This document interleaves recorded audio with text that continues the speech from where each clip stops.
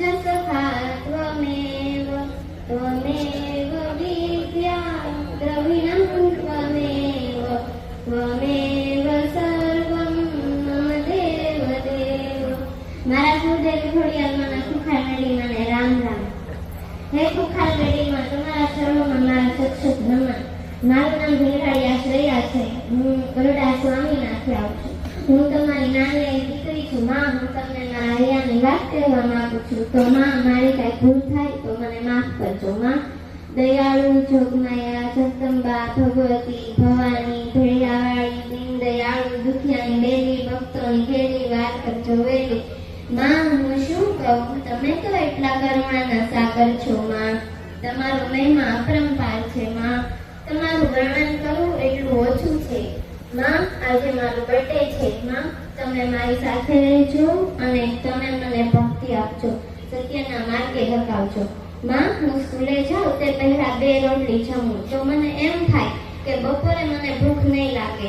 હું જ્યારે પહેલી વાર તમારા દરબારમાં આવી ત્યારે મને એવું હતું કે માતાજીના દર્શન એકવાર કરવાથી હું ધરાઈ જઈશ, પણ હું તમારા દર્શન માટે ભૂખીને ભૂખી જ રહી। માં, હું બીજી વાર જ્યારે તમારા સાનિધ્યમાં તમારી પાસે આવી ત્યારે મને પહેલી વાર કરતા પણ વધારે આનંદ આવ્યો। માં, અને તમારા દર્શન કરવાની વધારે ઈચ્છા જાગી।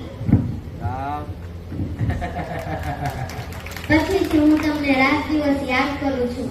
તમારો વિડીયો હું દરરોજ જોઉં છું। હવે વિડીયો ના આવે તો અમે વાટ જોઈએ છીએ। માં, મને એવું થાય કે કાશ રવિવારે તમારા સાનિધ્યમાં આવવાનો મોકો મળે તો કેવી મજા આવે, તમારી નવી નવી વાતો સાંભળવાની કેવી મજા આવે। માં, તમે હસો ત્યારે કેવા સરસ લાગો છો, એનું તો શું વર્ણન કરું। માં, તમારા હાથના લટકા અને તમારો સારો સ્વભાવ, હંમેશા તમે હસતા હસતા જ વાતો કરતા હો। કોઈને ખોટું લાગે તેવું તમે બોલો નહીં। તમે તો મીઠું મીઠું કેવું મીઠું બોલો। માં, તમારી પ્રસાદી તો અમૃત જેવી છે। માં, માં, તમારી જ્યારે એન્ટ્રી થાય ત્યારે હું હરખથી તમને જોઈને મારા આંસુ પણ રોકી શકતી નથી। માં, હું ઘરે હોઉં ત્યારે અમને વિચારીએ કે અત્યારે માતાજી આવી ગયા હશે, માતાજી કેવું સરસ પ્રવચન બોલતા હશે।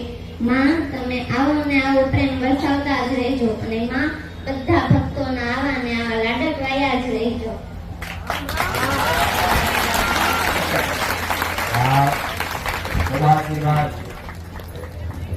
તમારું હૃદય જીતી લીધું।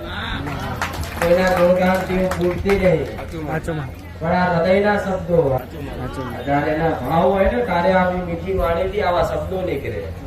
ખૂબ આશીર્વાદ એ દીકરીના મારા તરફથી। માત કી